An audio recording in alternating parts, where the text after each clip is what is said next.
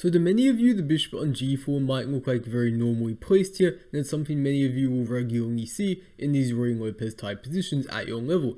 But today I want to show you guys how this move is actually a big mistake, and I'm going to show you a game played by a former world champion, Jose Capablanca, and show you guys how he brutally punished this bishop g4 move played by, at the time, another very strong player, Frank Marshall. However, before we delve too much into this position exactly, I want to start from the very beginning here. Okay, so we have e4, e5, and we have the Spanish opening where black plays a slightly passive setup here by playing a very early d6. Capablanca decides to play c3 here, and now his opponent plays this bishop g4 move, which I was saying earlier is actually not such a good move, and I'm not going to explain too much why, but we're going to see a bit further down the line.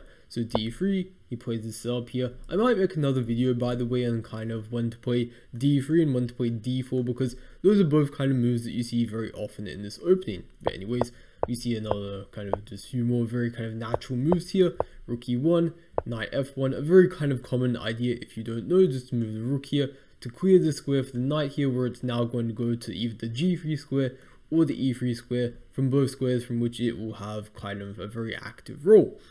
Knight h7, kind of clearing the way for the f pawn here, trying to play f5, and this is where Capablanca plays a very nice move. Knight e3, bishop h5, and g4, slamming the bishop here, and this looks like a very kind of weird move, and I showed this to one of my students who's around 1500 chess.com rated, and he couldn't quite figure out in this position when I showed him this position exactly what white should play. He didn't figure out this g4 move, and the reason why is because to many players, it looks like an extremely weakening move to the king here. But the thing is that with the center closed here, notice how it's very difficult for black to open the center up as well with a move like d5. And after g4, we also stop this idea f5 completely.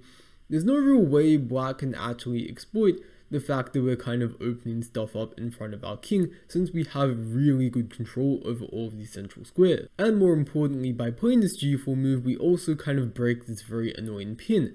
And it's worth noting that when the bishop comes to g6, it's actually on a very passive square. It's kind of blunted by this pawn here, and it's very difficult to imagine it ever playing some sort of active role. It would be much better on the c8 square, ironically, on this diagonal rather than this g6 square.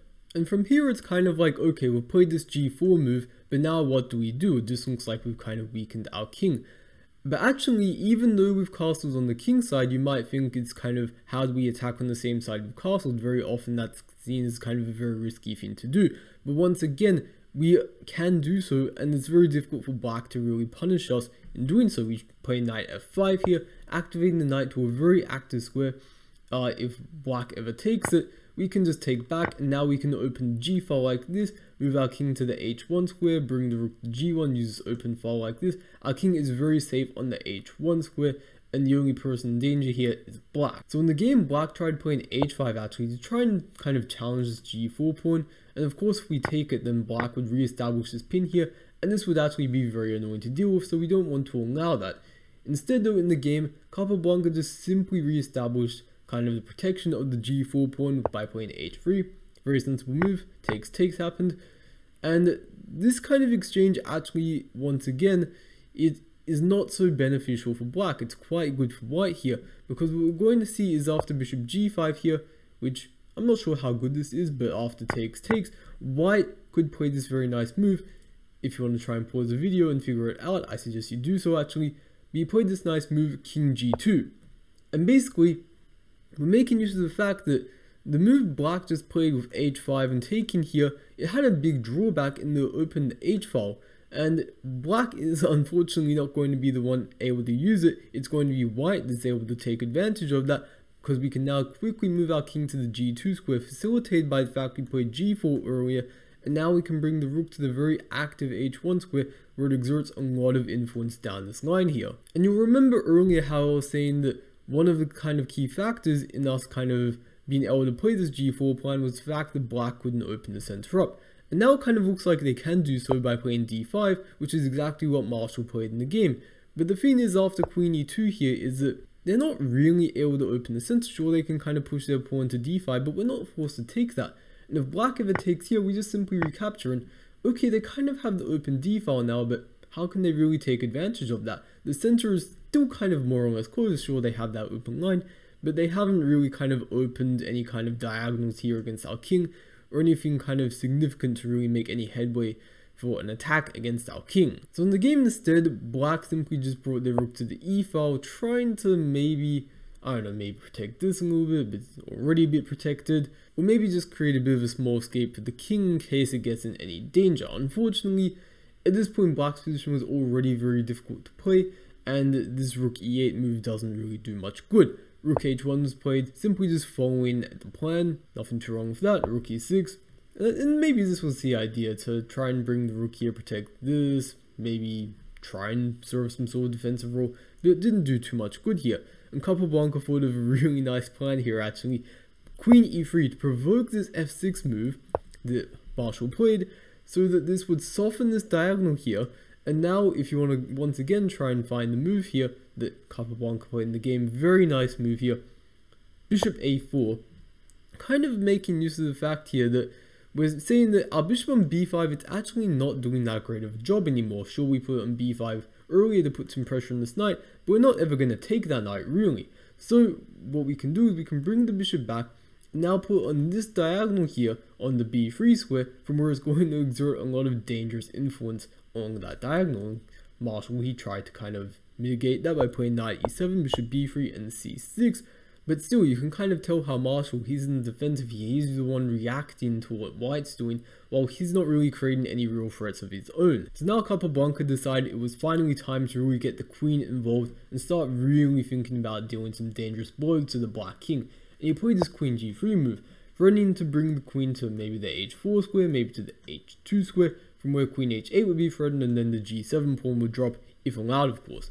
It should be worth noting that Marshall didn't feel the need to deal with this immediately. He instead played a5 here, and the whole idea is basically with queen h4, king f7 can be played, I believe, and now this kind of h8 square is covered, and it's very difficult to actually put this queen anywhere of use on the h file, because all the squares are covered very nicely, as you will notice. So in the game, after a5, Capablanca just simply stopped a4 from coming, keeping or allowing this bishop to stay on this diagonal here, so it won't get pushed around by any a4 stuff. Knight f7 happened. Once again, Marshall, he has no real plan. He is kind of a sitting duck at this point, and you could kind of once again get tempted to play a move like queen h4, but again, there's no real entry point quite yet. So what we're going to do is we're just going to continue building up, playing moves like bishop e3. Notice how it's move 24 right now, and we've only just developed the bishop to this e3 square. And that's because with bishops, the funny thing is if you compare it to, like, say, what it's doing on the c1 square, it's not doing that much more on e3 than it is on c1. It's controlling all of these same squares, and you could say it's also controlling some squares along this diagonal, but it's really not that significant really. The kind of bigger idea of bishop e3 is really just to connect these rooks, so that now we can finally double the rooks up here and deal some serious blows to the black king. Also though, there is sort of an idea here where we can play bishop c5, kind of attacking this e7 knight and trying to provoke it to maybe take here, but, and also I should note once again, if they ever take here, they're going to not only open up the g file, but these pieces are also going to be forked. So after bishop e3, Marshall felt compelled to play b6 here, stopping bishop c5, but now after rook h4, we're threatening to play rook a h1 and maybe queen h3 as well, really tripling up the pieces there, and that's going to be hella dangerous. So king f8 was played, trying to evacuate the king, but at this point it's too little too late. Black is way too passive, they're kind of just stuck, not really able to move anything. Like if we observe, this pawn can't move because of the pin here, wrong diagonal, I'm sorry, and they can't really take here, they can't take here, they can't really move this knight, this queen is stuck to defending this pawn, and who knows what this rook is doing on a8. It's really just a disaster to look at from the black perspective. But fortunately we're looking at it from the white perspective, so that's a lot more pleasant. And rook a h1 was played, knight g8, queen f3 here, and black finally decided they kind of had enough here, and they decided to snap this knight off, because also notice how we're not only just bringing the queen to the f file, but we're also threatening to just simply take the d5 pawn. So black tried to kind of put the rook on d6 to defend it, but still it's very passive, the position black has. Queen h5 is played, Maybe black was thinking about taking here or moving the pawn, but we're saying no, no, no. If you do that, we're simply going to deliver mate now, since once again, taking here or just moving the pawn in general opens the diagonal for the bishop. So rook a7 was played, trying to counter that by defending this pawn like this, the knight like this. Queen g6 was played, threatening to bring the rook to h7, and you can really see now how all the moves that we played from earlier are paying off now. All the slow build up is finally accumulating in kind of the final attack here.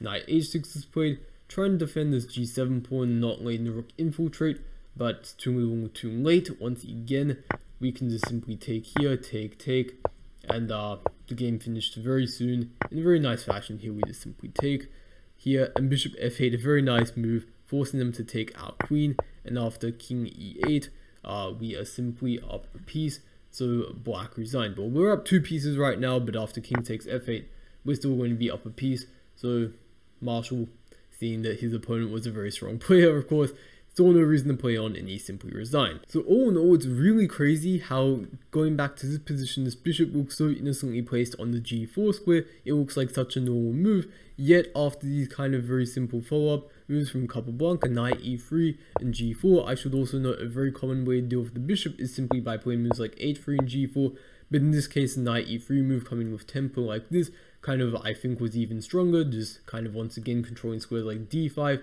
and f5, whereas moving the pawn wouldn't have done those things. But we're able to play g4 like this, and basically going from there we're able to create this kind of very nice kingside attack. And I think this is just a really nice game to illustrate how dangerous such a plan can really be like this. And so that if you guys ever face something like bishop g4 in your own games in a position like this, not only should you not be concerned about this with this pin here, but you should also be glad to see this, because it means you're going to be able to create very similar attacking chances to what you saw in this game here. All in all though, I hope you guys enjoyed this. I personally found this to be a very beautiful game. If you did, please like the video and also subscribe to the channel for more content like this, and leave a comment down below if you have any questions or future content you would like to see from me. But anyways, until next time, I will see you.